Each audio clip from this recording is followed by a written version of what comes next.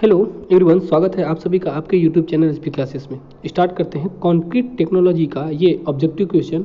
और इस लेक्चर में हम लोग प्रॉपर्टी ऑफ कंक्रीट के सभी क्वेश्चन को देखेंगे कि कौन कौन से कंक्रीट के गुण होते हैं, उससे कौन कौन से ऑब्जेक्टिव क्वेश्चन बहुविकल्पी प्रश्न बनते हैं। तो फर्स्ट क्वेश्चन है, लिखा हुआ है कि सुकार्यता से क्या तात्पर्य है। फर्स्ट क्वेश्चन है कि सुकार्यता का क्या तात्पर्य है। ऑप्शन ए, मिश्रण समांग हो, देन टिकाऊ हो और मिश्रण ससंजक हो। तो जो सुकार्यता है ये इन तीनों बात को डिसाइड करता है। तो ऑप्शन नंबर डी होगा, उपरोक्त सभी। यानी कि सुकार्यता का वर्कबिलिटी, कार्य करने में जिसमें आसानी हो, तो ये कार्य करने में तभी आसानी होगी जब मिश्रण समांग होगा, टिकाऊ होगा और उसमें मिश्रण में ससंजक होगा। देन सेकेंड क्वेश्चन है आपका कि यदि कंक्रीट सुकार्य है तो इसमें होगा। तो यदि कंक्रीट यदि सुकार्य है तो इसमें निःसरण, पृथक्करण, उपरोक्त दोनों या उपरोक्त में से कोई नहीं। देखिए अब निःसरण ये क्या होता है, निःसरण ब्लीडिंग, ये क्या होगा, ब्लीडिंग। न ब्लीडिंग होगी, पृथक्करण मतलब सेग्रीगेशन। अगर वो कार्य सुकार्य है तो ये दोनों नहीं होंगे। अच्छा देखिए वर्कबिलिटी क्या है, जो सुकार्यता है ये कंक्रीट की जो वर्कबिलिटी है अच्छी गुण मानी जाती है। और अच्छी गुण तभी होगी जब उसमें ब्लीडिंग नहीं होगा और उसमें सेग्रीगेशन नहीं होगा। यानी ऑप्शन नंबर डी, उपरोक्त में कोई नहीं। ठीक, नेक्स्ट है ऑप्शन थर्ड, जल की मात्रा कितने से अधिक होने पर इसमें रंध्र उत्पन्न होते हैं। यानी कि जल की कितनी मात्रा अधिक हो जाएगी तो जल इसमें होंगे। तो 25 से 30% अधिक हो रहा है तो उसमें रंध्र उपस्थित हो जाएंगे। ओके। देन फोर्थ क्वेश्चन है कि छोटे तथा प्रबलित कार्यों में उपयुक्त कंक्रीट रहती है। तो छोटे कार्यों में हम क्या करते हैं कि अधिक सुकार्यता वाली कंक्रीट का प्रयोग हम लोग करते हैं। ठीक, नेक्स्ट है पांचवा क्वेश्चन। पांचवा है कि सुकार्यता तथा जल की मात्रा। तो सुकार्यता तथा जल की मात्रा क्या किन बातों पर निर्भर करती है, तो इस बात को ध्यान रखना है। तो सुकार्यता और जल की मात्रा एक दूसरे के क्या होते हैं, विपरीत होते हैं। यानी यदि सुकार्यता विपरीत होगा, क्योंकि जल कम होगा तो सुकार्यता खराब होगी, जल अधिक होगा तभी सुकार्यता अच्छी होगी। सिक्स क्वेश्चन है कि स्थूल कंक्रीट कार्यों में से उपयुक्त कंक्रीट रहती है। तो उपयुक्त कार्यों के लिए कम सुकार्यता वाली, ठीक है, स्थूल कार्यों के लिए कम सुकार्यता वाली कंक्रीट का हम लोग प्रयोग करते हैं, न कि अधिक वाली। ध्यान रखिएगा स्थूल कार्यों के लिए। सातवां क्वेश्चन है कि कंक्रीट में जल मिलाने पर उसका आंतरिक घर्षण।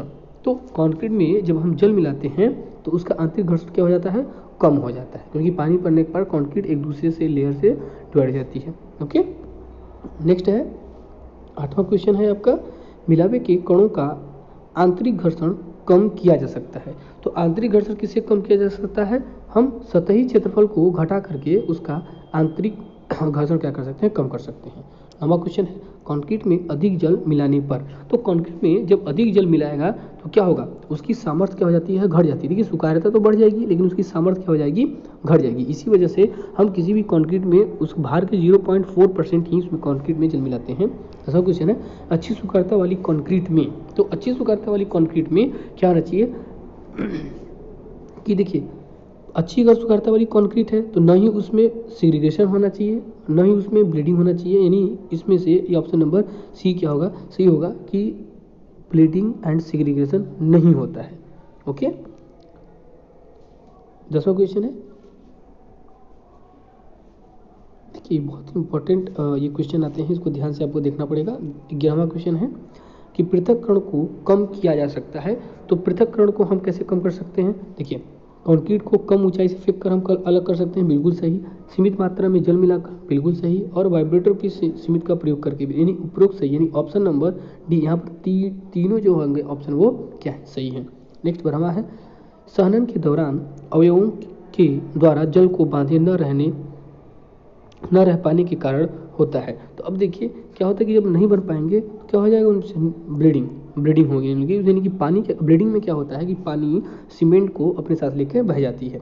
13वां क्वेश्चन है निःसरण के कारण। तो जो ब्लीडिंग है उसके कारण क्या होता है, तो कंक्रीट में क्या हो जाते हैं, ब्लीडिंग के कारण रंध्र रह जाते हैं। ठीक, रंध्र पैदा हो जाते हैं जिससे वो इसकी सामर्थ्य क्या हो जाएगी, कम हो जाएगी। ओके,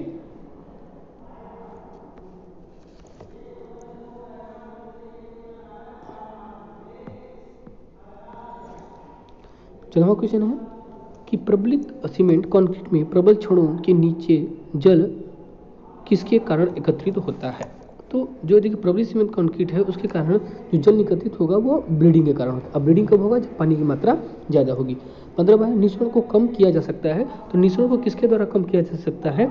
ये देखिए C3 की मात्रा बढ़ाकर, बिल्कुल सही ये भी है। सीमेंट की सूक्ष्मता को बढ़ाकर, ये भी सही ऑप्शन है। तापक्रम को घटाकर, ये भी सही है। यानी कि इनमें से ऑप्शन नंबर डी क्या होगा? सही होगा, क्योंकि उपरोक्त इसमें से सभी क्या है? सही है। 16 क्वेश्चन है, एक सुकार कंक्रीट वह है जिसके अवयवों के बीच, तो सुकार कंक्रीट क्या होता है? जिनके अवयवों के बीच जो न्यूनतम घर्षण बल क्या लगता है। ठीक है।